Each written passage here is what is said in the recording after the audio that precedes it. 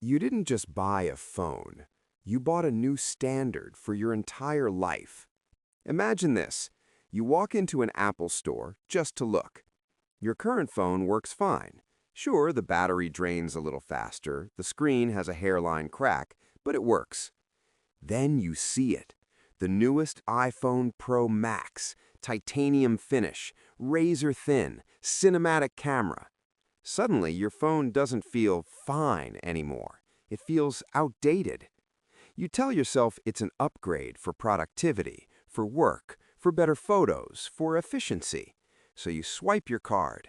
$1,200. You leave feeling successful. But here's where the trap begins. On the drive home, you notice your old charger. It looks chic next to your new phone, so you order the premium magnetic charger. At home, your old case looks ridiculous. You need the leather one. Your wired headphones? Incompatible. So now you need wireless earbuds. Within 2 days, that $1,200 decision quietly becomes $1,600. You didn't plan it. You didn't notice it. And this isn't about bad budgeting. This is psychology. And it has ruined more people financially than market crashes ever have. It's called the Diderot Effect, the robe that ruined a philosopher.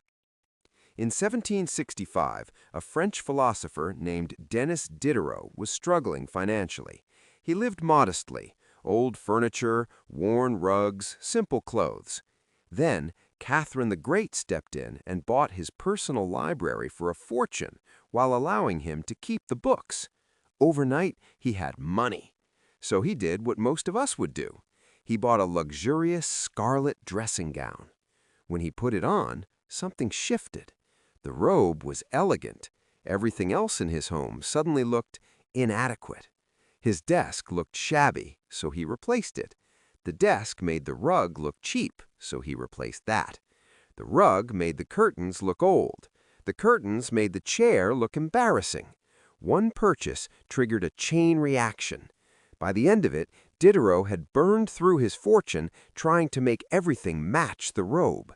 He later wrote, "I was the master of my old robe, but I became the slave of the new one." That's the Diderot effect. A single upgrade creates dissatisfaction with everything around it. Why this is worse today. In the 1700s, Diderot only had a room to upgrade. You have your wardrobe, your car, your house, your tech, your vacations, your social media image. Modern marketing is engineered to trigger identity upgrades.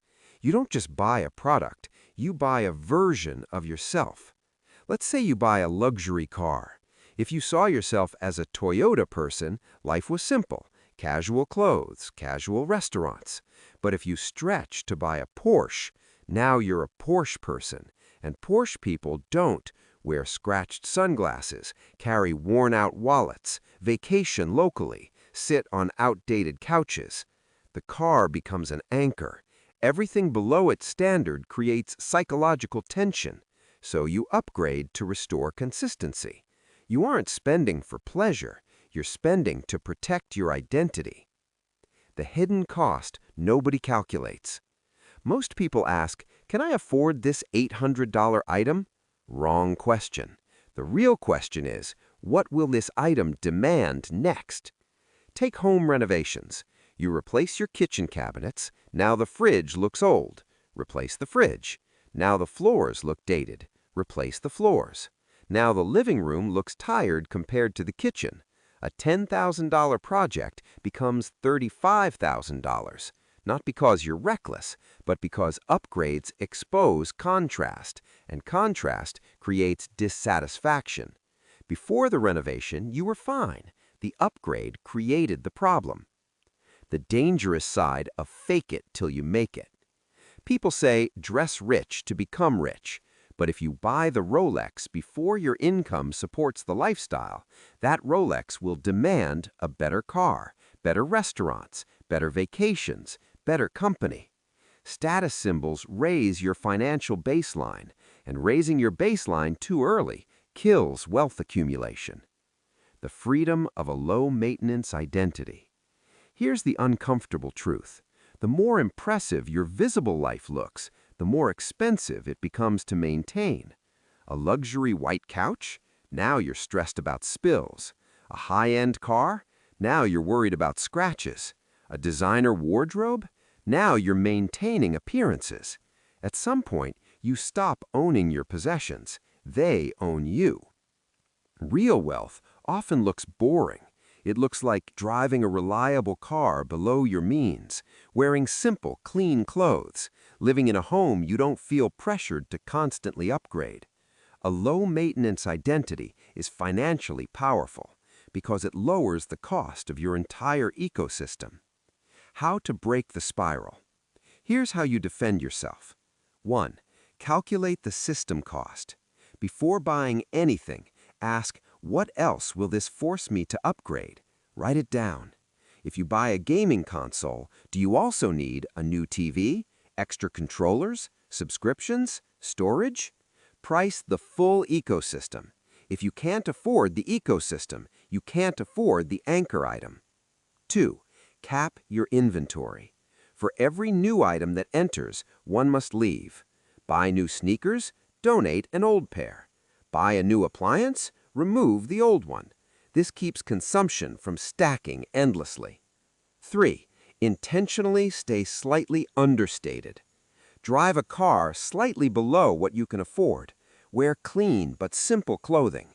Choose function over flash.